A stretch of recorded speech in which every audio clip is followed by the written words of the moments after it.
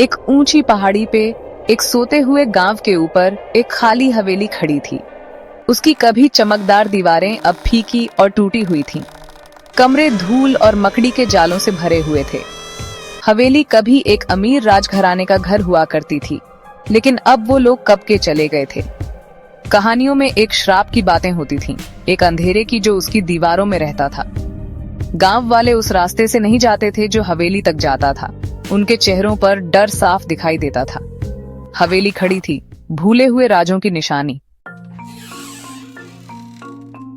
उर्मिला, एक जवान विधवा, अपने 8 साल के बेटे अमित के साथ खुद को हवेली के दरवाजे पर पाई। हवेली की हालत जर्जर थी। दीवारों पर दरारें और छत से लटकते जाले, मानो सालों से किसी ने यहाँ कदम नहीं रखा हो। जिंदगी उनके साथ अच्छी नहीं रही थी और उनके पास बस यही पुश्तैनी जायदाद बची थी। उर्मिला ने अपने पति को खो दिया था और अब इस विरासत के सहारे ही उनका भविष्य टिका था। डर और उम्मीद के मिले जुले एहसास के साथ वो अंदर गई। हर कदम के साथ फर्श की लकड़ियां चरमराती, मानो हवेली खुद उनसे बात कर रही हो। अमित, छोटा और अनजान, उस डर से दौड़ता हुआ गलियारों में चला गया। उसकी मासूमियत उसे इस जगह की भयानकता से बचा रही थी। उर्मिला की रीढ़ में सिहरन दौड़ गई, एक बेचैनी उसके पेट में घर कर गई।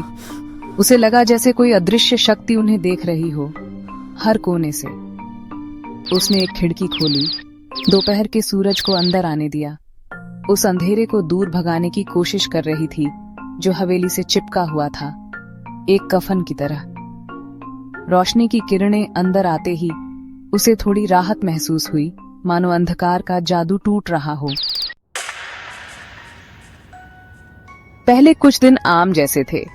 गांव की शांतिपूर्ण दिनचर्या, लोग अपने कामों में व्यस्त और उर्मिला भी अपने नए घर में रमने की कोशिश कर रही थी।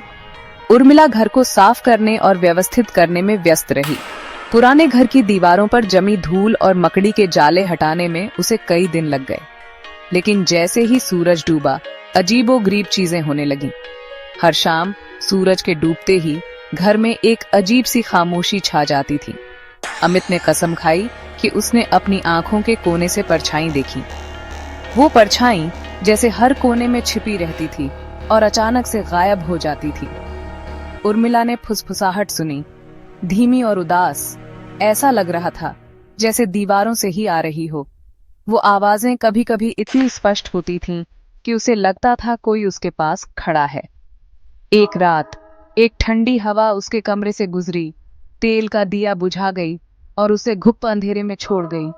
उस अंधेरे में उसे अपने चारों ओर किसी की मौजूदगी का एहसास हुआ। डर, ठंडा और तेज, उसके आर पार हो गया। वो डर इतना गहरा था कि उसकी रूह कांप उठी। वो पतले कंबल के नीचे दुबकी रही, प्रार्थना करती रही, जब तक कि सुबह की पहली किरणें खिड़की की दरारों से अंदर नहीं आईं। सुबह की रोशनी ने उसे थोड़ी राहत दी, लेकिन वो जानती थी कि अगली रात फिर वही डरावनी कहानी दोहराई जाएगी। ये घटनाएं बढ़ने लगी। हर दिन कुछ नया और डरावना होता था। दरवाजे अपने आप खुलते और बंद होते थे। ऐसा लगता था जैसे कोई अदृश्य शक्ति घर में घूम रही हो। चीजें रहस्यमय तरीके से हिलती थीं। फर्नीचर अपने आप जगह बदल लेता था, मानो किसी ने उसे छुआ हो। अमित, जिसका शुरुआती उत्साह अब डर में बदल गया था, उर्मिला का साथ छोड़ने से इनकार कर दिया। वे दोनों एक दूसरे का सहारा बने रहे।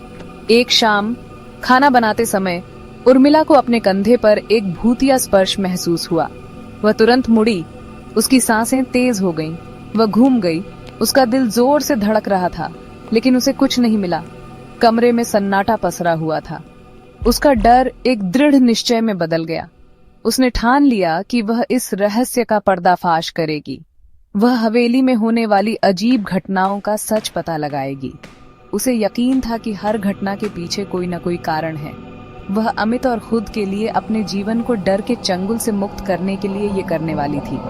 उनका मकसद अब साफ था, इस डरावनी हवेली से आजादी पाना।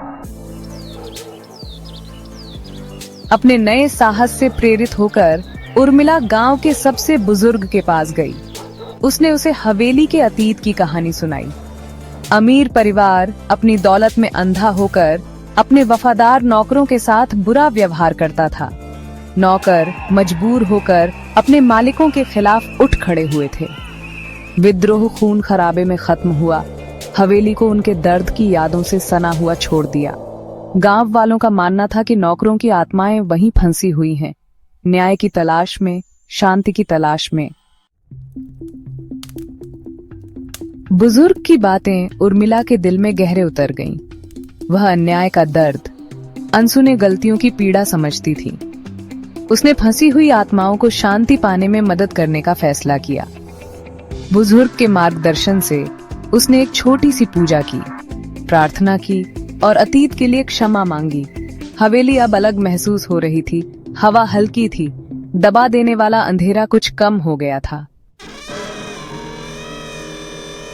हालांकि डरावनी घटनाएं कम हो गईं, उर्मिला और अमित ने कभी भी पूरी तरह से अकेला महसूस नहीं किया। उन्हें एक मौजूदगी का एहसास हुआ जो उन्हें देख रही थी, एक मूक रक्षक। हवेली में जिंदगी को एक अजीब सा तालमेल मिला, जीवित और अनदेखी के बीच एक संतुलन। उर्मिला अब डरती नहीं थी। उसे इस बात का सुकून मिला कि उसने पुराने जख्मों को भरने में मदद की थी।